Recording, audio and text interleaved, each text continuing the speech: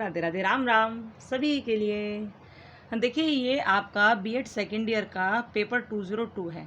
Paper 202 है। यूँ तो आप सबने इसके आंसर की देख ली होगी, लेकिन कुछ बच्चे चाहते हैं कि इसका आंसर कि हम सेंड करें। तो कई बार बच्चों ने कहा हमसे कि मैम 202 का आप सेंड कर दीजिए।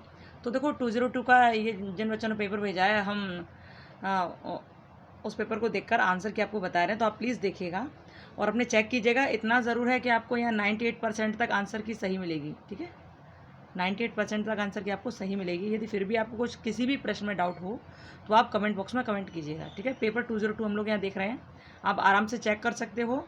यहाँ सीरीज़ ए है, ये बुकलेट सीरीज़ ए है, आप लोग देख लीजिए एक बार। जल्दी जल्दी हम लोग आंसरिंग करेंगे।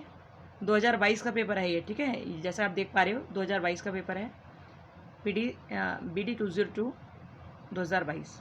Okay, Agra university, BEd second year. चलते हैं प्रश्नों की ओर। तो प्रश्न बहुत ध्यान से कीजिएगा सभी सॉल्व। ओके,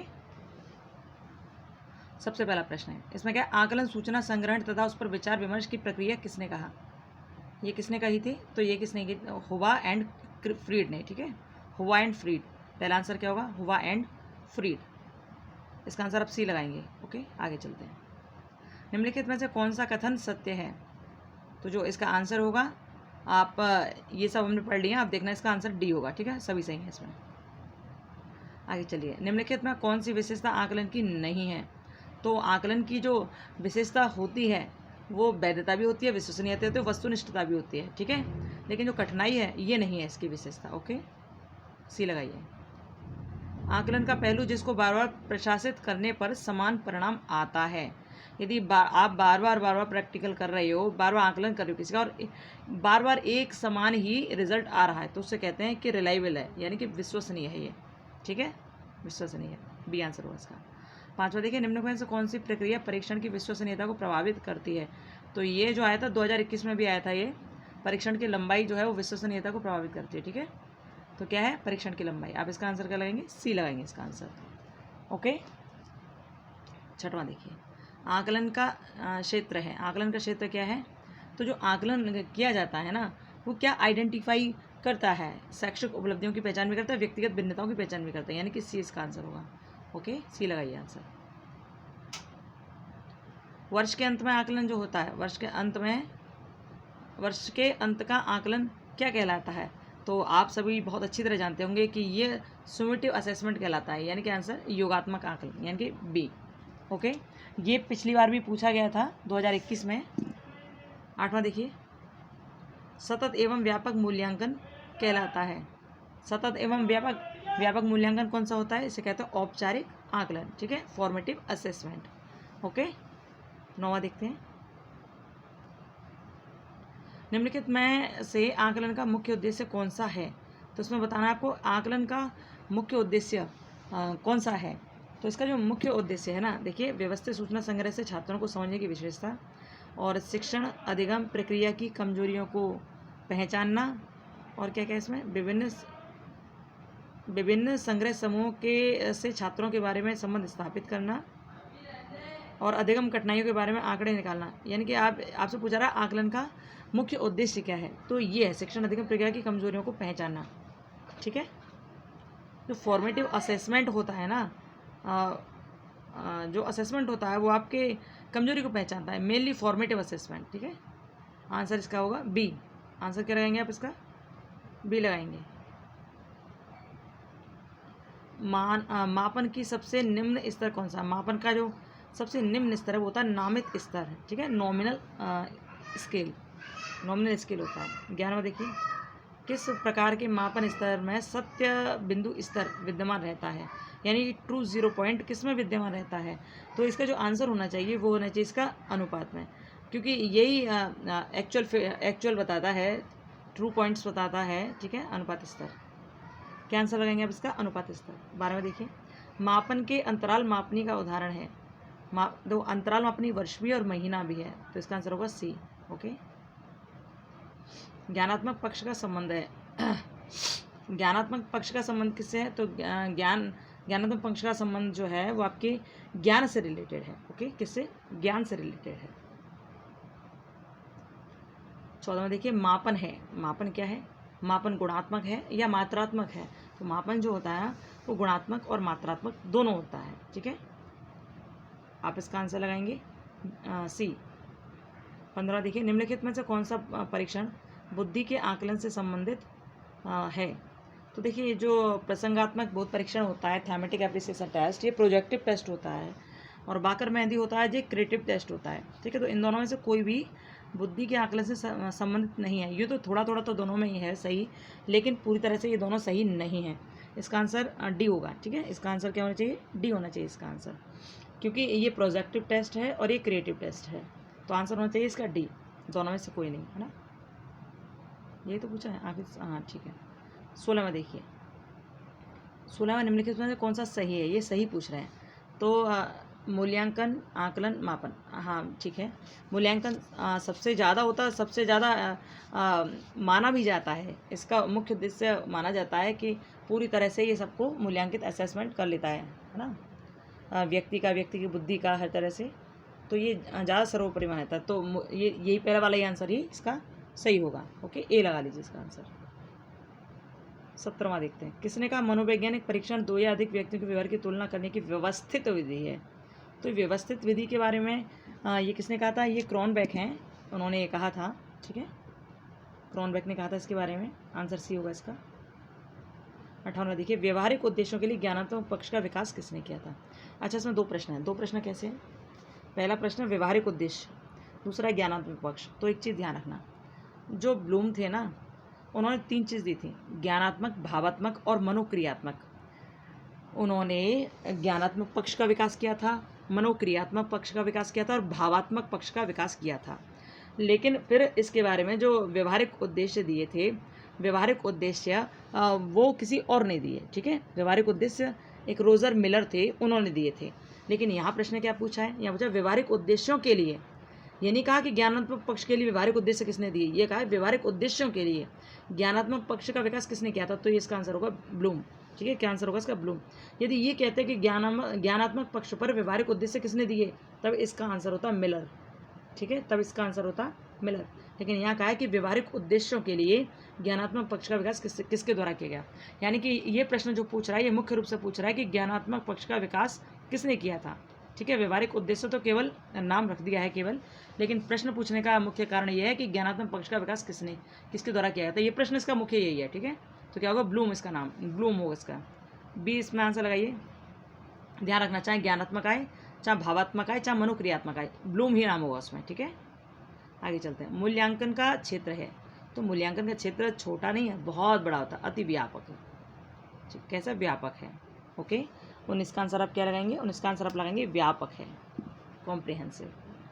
20 में देखिए, निम्नलिखित में से कौन सा मूल्यांकन का कार्य नहीं है?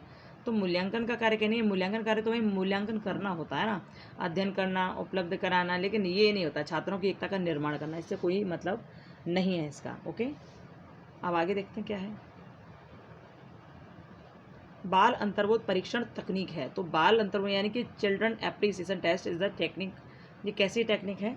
तो ये क्रिएटिव है, ठीक है, क्रिएटिव टेक्निक है ये। ओके, ये क्रिएटिविटी सिखाती है बच्चों के लिए। ओके, आगे चलते हैं।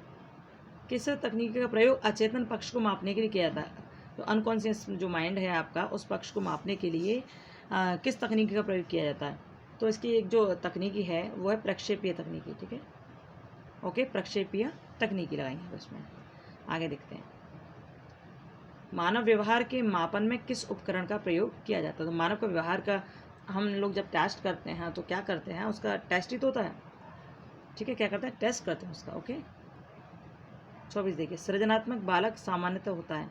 तो जो सृजनात्मक बालक होता है ना, वो क्या नई नई चीज़ों का निर्माण करता है, उसे कहते हैं नवाचारित, इनोवेटिव होता है बच्चा। वो कैसा होता है?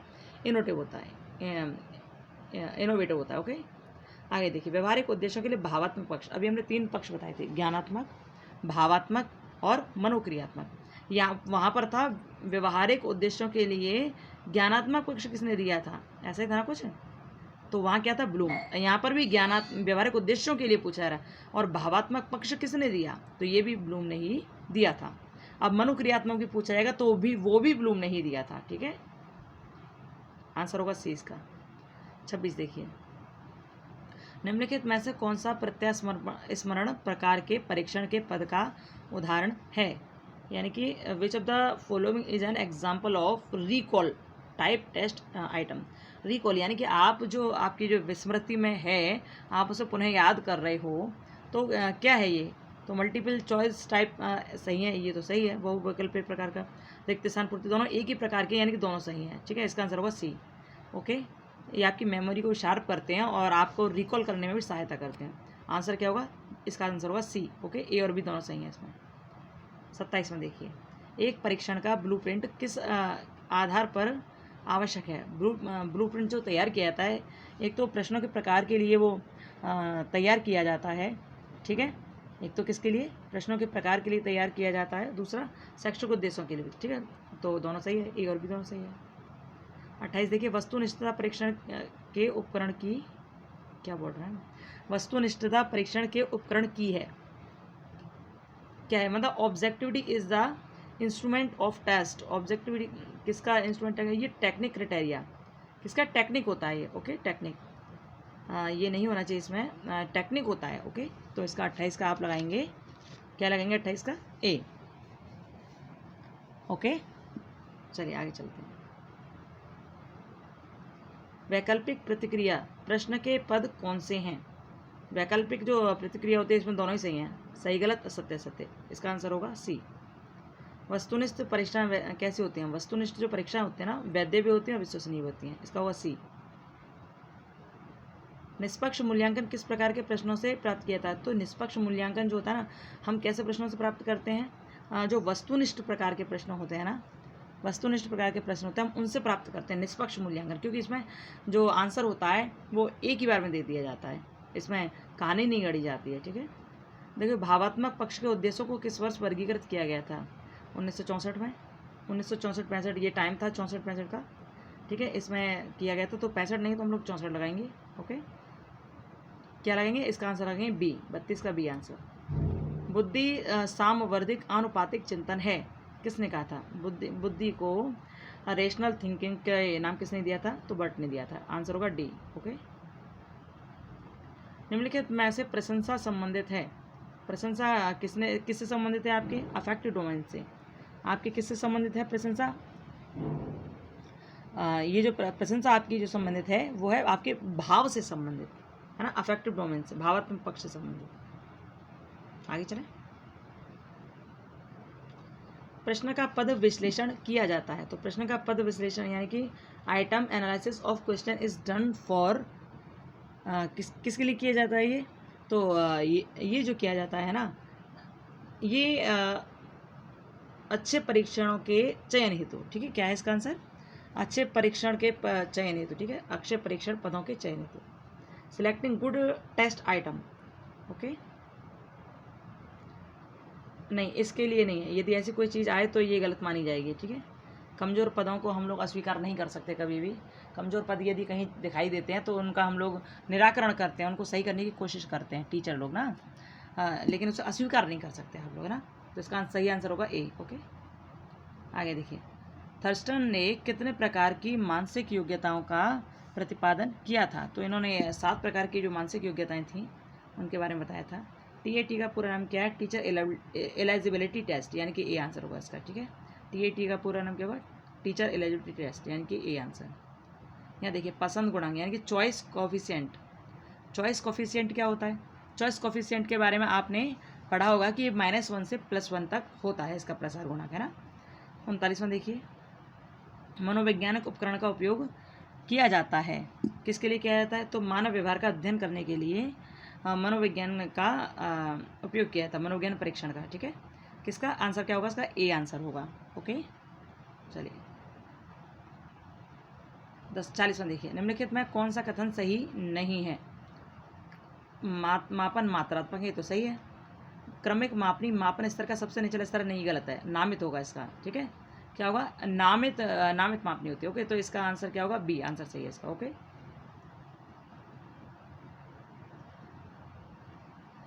41, निम्नलिखित में से कौन सा बोध का कार्य सूचक क्रिया नहीं है? बोध की जो कार्य सूचक क्रिया, बोध यानी कि आपको ध्यान दिलाने वाली क्रिया कौन सी नहीं है, वो ये पूछना चाह रहे हैं। ठीक है, तो इसका जो आंसर होगा वो क्या होगा, प्रत्यास्मरण। ठीक है, कौन सा बोध का कार्य सूचक क्रिया नहीं है, तो क्या आंसर होगा उसका, रिकॉल। ओके, इसका आंसर क्या होगा, प्रत्यास्मरण। आगे देखिए, टर्मन के अनुसार प्रतिभाशाली बच्चा की बुद्धि लब्धि क्या होती है, तो 140 से ऊपर होती है। बुद्धि मापने के लिए बुद्धि लब्धि का आविष्कार किसने किया था, तो देखो जो बुद्धि लब्धि है ना, यानी कि IQ जो है, दो मनोवैज्ञानिक थे जिन्होंने IQ के बारे में बताया था। तो जो सबसे पहले IQ के बारे में बताया था और इन्होंने ये फॉर्मूला दिया, IQ का जो फॉर्मूला था ना, अरे क्या लिख रहे हैं हम, IQ, इसका जो फॉर्मूला दिया था ना, उन्होंने ये कहा था mental age upon capital age. ये किसने कहा था, ये कहा था स्टर्न ने। सबसे पहले स्टर्न ने बुद्धि के बारे में बताया था, स्टर्न ने कहा था 1912 में। ठीक है, सबसे पहले उन्होंने बताया था। लेकिन जब बात की जाए कि बुद्धि मापने का पूरा फॉर्मूला किसने दिया, तभी टर्मन आए, और टर्मन ने एक फॉर्मूला दिया। उन्होंने क्या किया, उन्होंने mental age upon capital age into 100 ये कर दिया। केवल इन्होंने 100 यहाँ बढ़ा दिया टर्मन ने। लेकिन जो सबसे पहले IQ जो फॉर्मूला दिया था, जो IQ का बुद्धि लब्धि का आविष्कार किया था, वो स्टर्न ने किया था 1912 में। ठीक है, किसने किया था, स्टर्न ने किया था 1912 में। तो यहाँ पर स्टर्न हमको कहीं नज़र आ नहीं रहा है, इसलिए इसका आंसर D होगा। ठीक है, 43 का आंसर होगा इसमें D। ओके, 44 देखते हैं। जलोटा टंडन बुद्धि परीक्षण किस विश्वविद्यालय ने बनाया था, तो देखो ये जलोटा टंडन जो थे ये पंजाब यूनिवर्सिटी के थे, लेकिन कहते हैं कि काशी विश्वविद्यालय ने इनके लिए ये परीक्षण बनाया है। ठीक है, ओके, चलो, कौन सा थ्रस्टन का PMA नहीं है, थ्रस्टन का PMA इसमें से कौन सा नहीं है, तो इसका जो आंसर होना चाहिए वो इसका ये संवेग है ना, संवेग, ये नहीं हो, इमोशन नहीं होगा उसमें, क्या होगा, इमोशन। ओके, आंसर क्या लगाएंगे आप, इमोशन। 46 देखिए, बहुबुद्धि का प्रत्यय किसने दिया था, तो बहुबुद्धि का जो प्रत्यय दिया था ना, वो गार्डनर ने दिया था। ठीक है, किसने दिया था, गार्डनर। ए, अरे कहाँ गया भैया तो 47 को देखते हैं हम लोग। व्यक्तित्व गुणों का समन्वित रूप किसने कहा, यानी कि personality is an integrated pattern of trait, ये किसने कहा था, ये कहा था ऑलपोर्ट ने। किसने कहा था, ऑलपोर्ट ने कहा था। आगे देखें, वाक्य पूर्ति विधि व्यक्तित्व मापन की विधि है। जो वाक्य पूर्ति विधि होती है वो व्यक्तित्व मापन की विधि है। कौन सी विधि है, अभी ये पूछ रहे हैं। तो ये वाली जो विधि है वो कौन सी है, प्रक्षेपीय विधियाँ। कौन सी विधि है, प्रक्षेपीय विधियाँ। 49 देखते हैं, निम्नलिखित में से कौन सा व्यक्तित्व मापन की वस्तुनिष्ठ विधि नहीं है। व्यक्तित्व मापते हैं हम, तो फिर कौन सा इसमें ऐसा है जो वस्तुनिष्ठ विधि नहीं है। देखो जो पर्सनैलिटी होती है वो तो है ही, हाँ पर्सनैलिटी होती है वो तो है ही। दूसरा, प्रश्नावली के माध्यम से भी हम व्यक्तित्व की पहचान कर सकते हैं, आप लोग कर सकते हो ना, रेटिंग स्केल के द्वारा भी कर सकते हैं, लेकिन परिस्थिति परीक्षण नहीं है इसका आंसर। ठीक है, आंसर क्या होगा, C होगा इसका आंसर। ओके, आंसर क्या, C लगाएंगे, क्योंकि नहीं पूछ रहा है ना वो, तो आंसर क्या होगा, C। आगे देखिए, किसने परिभाषित किया, सृजनात्मकता मौलिक परिणामों को अभिव्यक्त करने की मानसिक प्रक्रिया है। ये बात किसने कही थी, तो ये जो बात कही थी क्रो ने कही थी। ओके, आंसर होगा इसका B। आंसर होगा इसका क्या, B होगा। आगे देखिए, किसने कहा कि सृजनात्मकता मुख्यतः नवीन रचना या उत्पाद होती है। सृजनात्मकता क्या होती है, न्यू कंस्ट्रक्शन और प्रोडक्शन होती है। ये कहा था ड्रेवर ने। आंसर लगाएंगे B।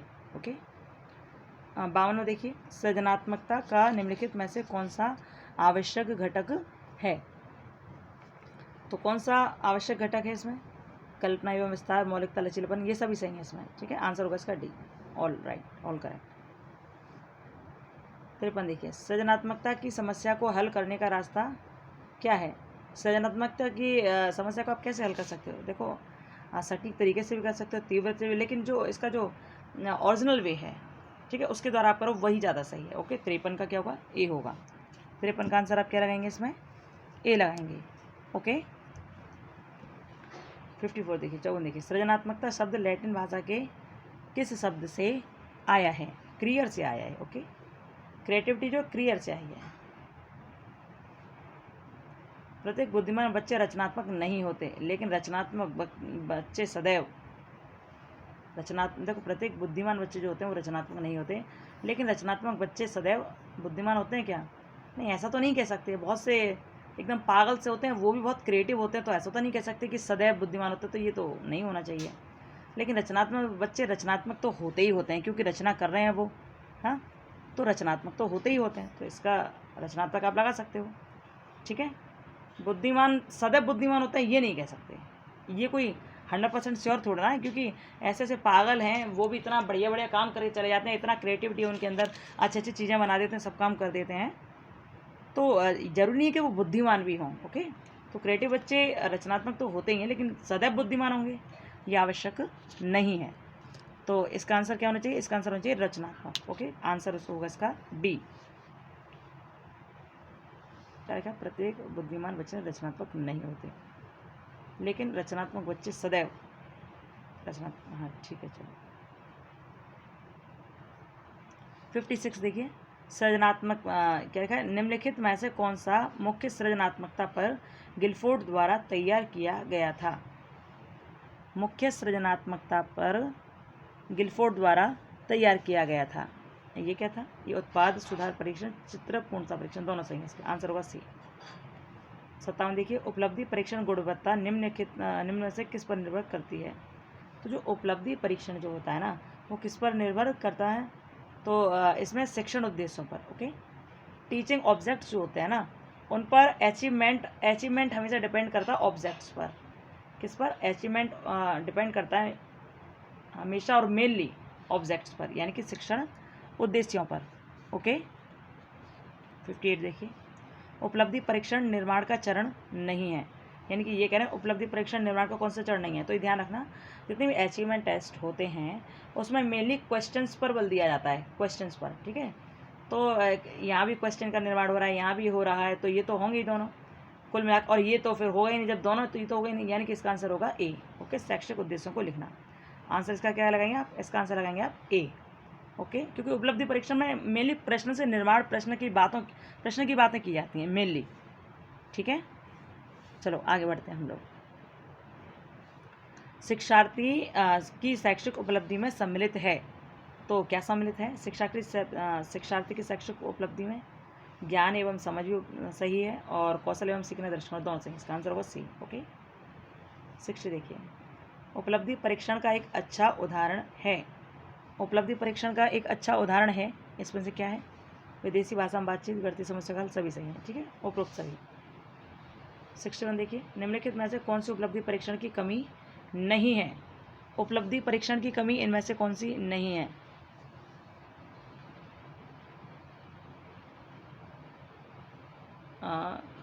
कमी नहीं है, तो यहाँ देखिए, जो कमी हो, परीक्षण विद्यालय उपलब्ध का नियत माप नहीं हो सकता, ये तो गलत है भाई।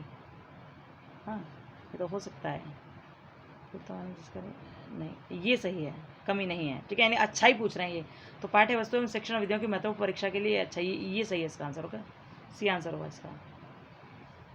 मानकीकृत परीक्षण की मुख्य विशेषता होती है, जो मानकीकृत परीक्षण होता है ना, वो मेनली पर्सनैलिटी पर ध्यान देता है, यानी कि पर्सनल एरर्स पर ध्यान देता है। ठीक है, तो आप इसका आंसर लगाएंगे ए।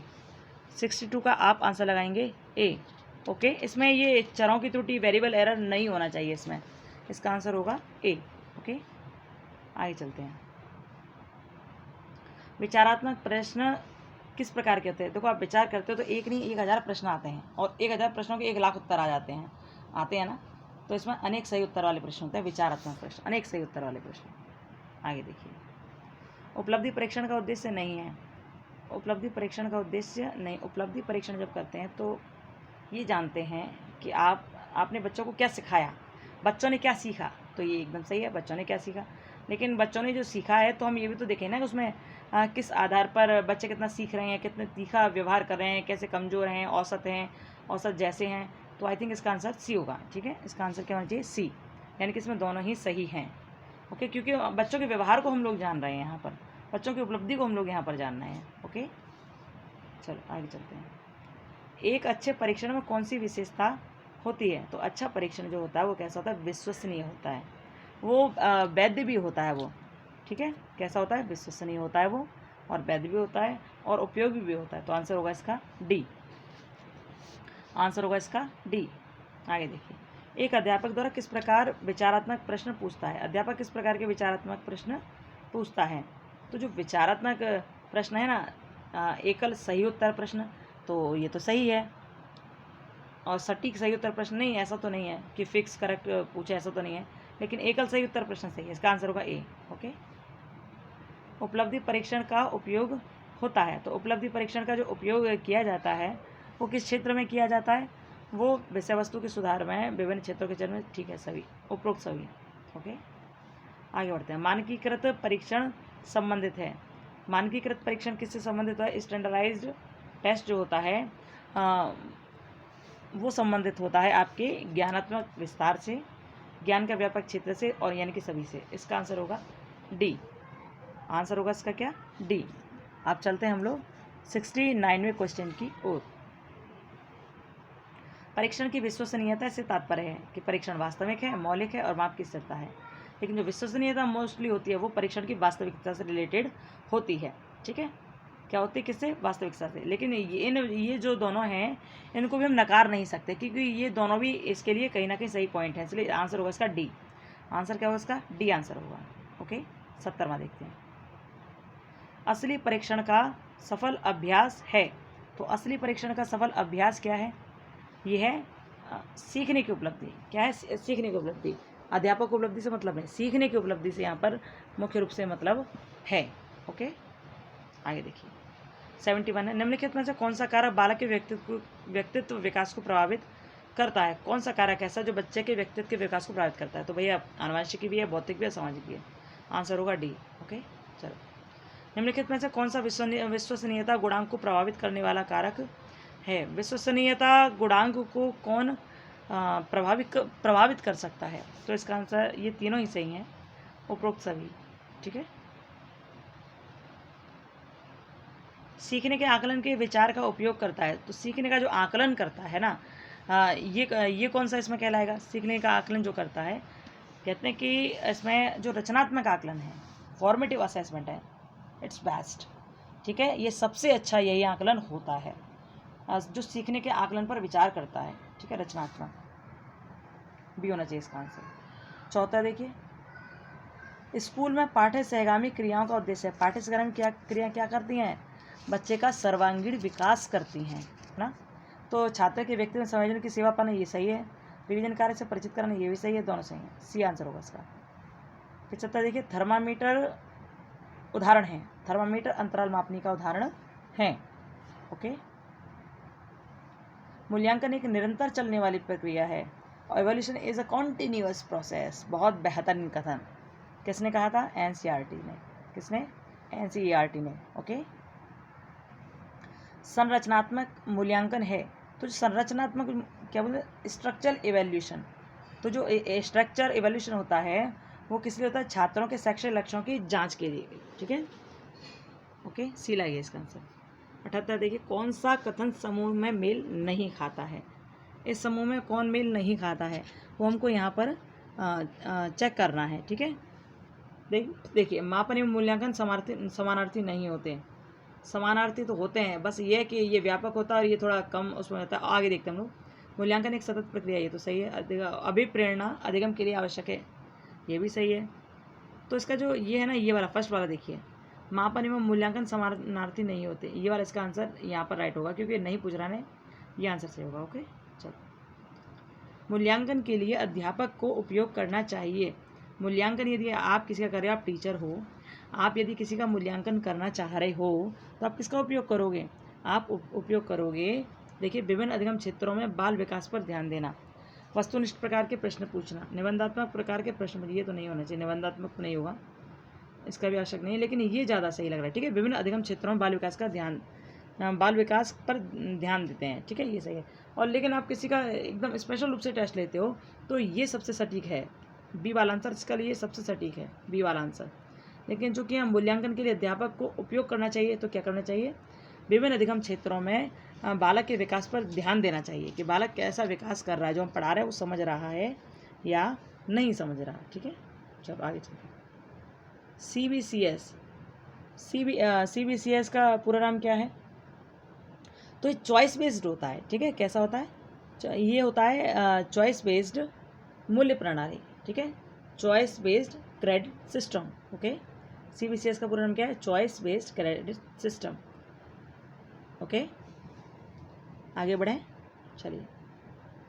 रचनात्मक आकलन के लिए EVS है। रचनात्मक आकलन के लिए EVS क्या है? तो ये जो EVS है ना, ये देखिए, अधिगम के लिए आकलन, ठीक है, क्या है? अधिगम के लिए आकलन, असेसमेंट फॉर लर्निंग। रचनात्मक के लिए क्या है? Assessment for learning. आंसर होगा इसका ए। 82 देखिए, निम्नलिखित में से कौन सा एक प्रक्षेपीय परीक्षण का उदाहरण नहीं है? प्रक्षेपीय परीक्षण का उदाहरण इनमें से कौन सा नहीं है? तो ये होगा मानव रेखांकन, ठीक है, आंसर इसका यही सही है, मानव रेखांकन। ये किसने कहा था कि सांख्यिकी गणना का विज्ञान है? किसने कहा था ये? Statistics is the science of calculation. ये किसने कहा था? ये कहा था एक बाउले करके थे, उन्होंने कहा था, ठीक है। सांख्यिकी के जन्मदाता कौन है? गॉटफ्राइड है, गॉटफ्राइड। यदि कुछ आंकड़ों का मध्यमान एवं बहुलक 6 एवं 18 है तो उसकी मध्य का क्या होगा? इसका एक फॉर्मूला होता है, आप अच्छी तरह जानते ही होंगे। इसका फॉर्मूला आप लोग जानते ही होंगे कि इसका जो फॉर्मूला होता है वो क्या होता है। जब मध्यमान दे रखा है, बहुलक दे रखा है, तो उसकी माध्य का पूछिए। इसका फॉर्मूला आपने एक पढ़ा होगा कि यहाँ होता है मोड इक्वल, मोड का मतलब होता है बहुलक, ठीक है, मोड इक्वल टू क्या क्या होता है, लोग लिख के दिखाते हैं हम आपको। यहाँ होता है MO लिख दिया हमने, ठीक है, मोड इक्वल टू 3 मीडियन, ठीक है, ME लिख दिया है, -2 मीन, ठीक है, -2 मीन, ये होता है इसका फॉर्मूला। ओके, यानी कि बहुलक बराबर होता है 3 मध्यका के, 3 मध्यका -2 मध्यमान, ठीक है, ये होता है इसका फॉर्मूला। ये अब आप इसमें रख लीजिए इसको। तो यहाँ क्या पूछा है? यहाँ पूछा है मध्य का निकालिए, यानी कि ये पूछ रहे हैं इसको, मीडियन को पूछ रहे हैं। तो मध्यमान दे रखा है, बहुलक दे रखा है। यहाँ पर बहुलक कितना दिया है? मध्यमान एवं बहुलक 6 और 18 है, यानी कि बहुलक कितना? 18 है। तो यहाँ लिखेंगे हम मध्यम बहुलक की जगह 18 बराबर और 3 मीडियन, क्योंकि हमारे पास मीडियन का कुछ है ही नहीं है ना, ये मीडियन तो पूछा है, -2 मीन कितना है? मीन है 6, मीन है 6, ये दे रखा है 6, मध्यमान क्या है? 6, तो इंटू 6, ठीक है, ये 2 मीन होता है ना, तो 2 × 6 हो गया। तो ये 18 बराबर 3 मीन, 3 मीडियन -18। अब ये एक 18, एक दूसरा ही 18, तो यहाँ प्लस के 18 या माइनस के 18, तो ये यहाँ जाएगा तो ये प्लस का 18 हो जाएगा, ठीक है। तो 18 दोनों 36 हो गए, 18 18 दोनों 36 हो गए, तो 36 बराबर 3m, 36 बराबर कितना हो गया? 36 बराबर 3 मीडियन। अब चूंकि यहाँ ये है और हमें निकालना केवल मीडियन है, तो 3 को हम यहाँ ले जाएंगे, ठीक है। तो 36/3 बराबर 12, तो जो मीडियन का मान होगा वो होगा 12। क्या होगा आंसर इसका? 12। ओके, आंसर क्या होगा? 12। 85 का आप लगाइए इसका 12। आगे चलते हैं। प्रथम 99 प्राकृतिक संख्याओं का मध्यमान क्या होगा? तो 99 है, उनका प्राकृतिक संख्याओं का मध्यमान कितना होगा? इसका आंसर होगा 50। ओके, मानक विचलन कौन सी माप है? क्या लिखा? मानक विचलन की माप कौन सी है? मानक विचलन स्टैंडर्ड डेविएशन, स्टैंडर्ड डेविएशन की माप कौन सी है? तो जो विचलन होता है ना, डेविएशन, वही, ठीक है, ठीक है। चलो, मानक विचलन का सही सूत्र क्या है? अब इसको देखना पड़ेगा सही सूत्र क्या है। जो मानक विचलन का सही सूत्र होता है ना, माइनस वाला कहाँ है इसमें?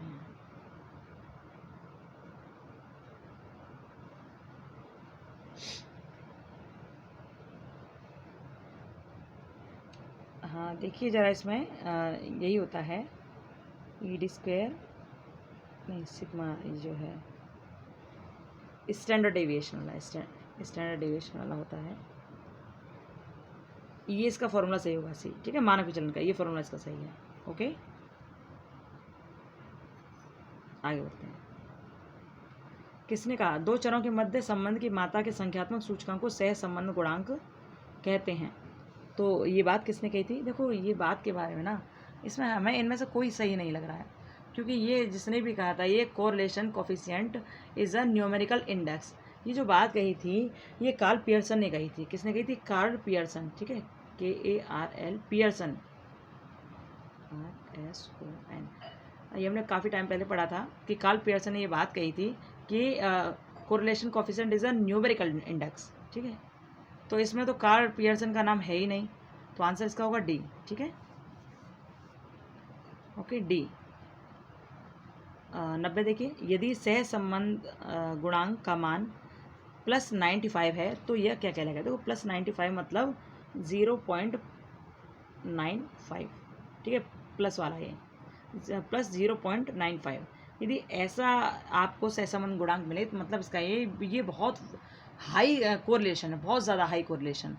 वेरी हाई कोरिलेशन कब माना जाता है, जब 0.81 से ऊपर की मात्रा हो जाती है, ठीक है, 99 हो जाए, कुछ भी हो जाए, तो ये माना जाता है वेरी हाई कोरिलेशन। तो यहाँ पर +95 है ना, दरअसल +95 क्या है, यहाँ पर +0.95 है, ठीक है, ये ध्यान रखना। ओके, तो ये क्या होगा, अति उच्च सहसंबंध। फिर चला गया ये तो। ओके, इसका आंसर क्या लगेंगे, सी लगाएंगे आप। आगे चलिए। सहसंबंध गुणांक की गणना के लिए क्रमांतर विधि का विकास किसने किया था। जो क्रमांतर विधि थी कोरिलेशन कोफिशिएंट के लिए, इसके बारे में किसने बताया था, क्या पूछ रहे हैं, सहसंबंध गुणांक की गणना करने के लिए क्रमांतर विधि का विकास किसने किया था। तो ये जो विकास किया था ना, इसमें किसने किया था, एक मिनट में, स्पीरमैन के थे, ठीक है, स्पीरमैन। CGPA का पूरा नाम क्या है, अब ये पूछ रहे हैं CGPA का पूरा नाम क्या है।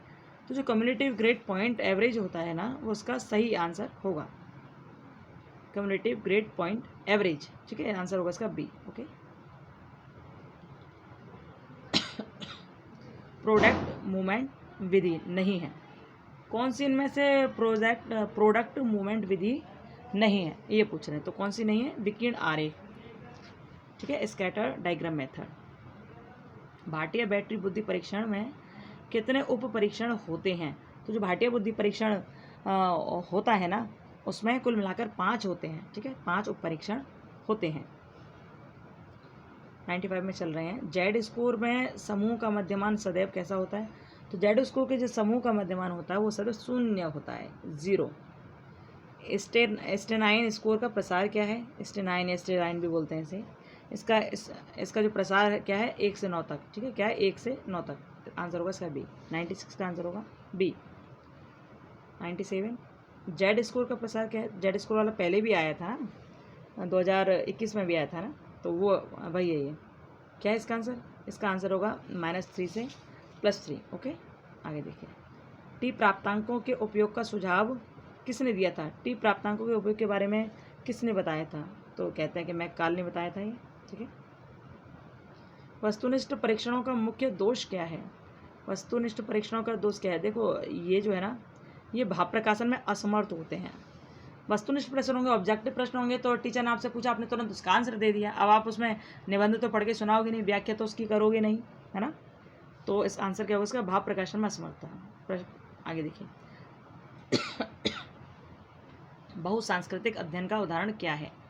बहुसांस्कृतिक अध्ययन का उदाहरण क्या होगा, व्यक्तिगत अध्ययन, यानी केस स्टडी। ओके, तो इस तरह आपके 100 प्रश्न हो गए। ये जिस भी विद्यार्थी ने भेजा है, भाई बहुत अच्छा आपने भेजा है पेपर, आपने कोई प्रश्न को कहीं भी नहीं काटा है, एकदम पूरा पेपर आपका बिल्कुल क्लियर दिखाई दे रहा है। जिस भी भाई ने भेजा है बहुत अच्छी तरह भेजा है, वेरी गुड। और आपके 100 प्रश्न ये पूरे हो गए, ठीक है, हर प्रश्न इसमें क्लियर है। तो ऐसी क्लैरिटी होनी चाहिए भेजने में पेपर को, है ना। तो जो भी बच्चा पेपर भेजा करे एकदम क्लियर भेजा करो, इसमें बहुत अच्छी तरह उन्होंने भेजा है। ओके, चलो आपके ये 202 वाला पेपर जो है यहाँ पूरा हुआ, 100 प्रश्न पूरे हो गए 202 के। आप इस आंसर की पे विश्वास रख सकते हैं, कम से कम 98% इसमें आंसर सही है। ओके, 2 प्रश्न इधर उधर हो जाएं उसका हम नहीं कह सकते हैं, लेकिन 98% सही है, पूरा विश्वास रख सकते हो। और अच्छी वीडियोस पाने के लिए अपने चैनल को लाइक, सब्सक्राइब, शेयर कर सकते हो। आपके इस चैनल पर आपके लिए पूरी इन्फॉर्मेटिव वीडियोस डाली जाती हैं जो आपके पूरी तरह से हेल्प करती हैं। बीएड सेकेंड ईयर के लिए पूरी तरह से ये डेडिकेटेड है ये चैनल, और बीएड सेकेंड ईयर के अलावा एमएड के लिए भी है, बीएड के लिए भी, सबके लिए है, ठीक है। पहले बीएड सेकेंड ईयर के लिए पूरा था, लेकिन अब एमएड के लिए भी यहाँ पे क्लासेस चल रही हैं, तो आप देख लीजिएगा।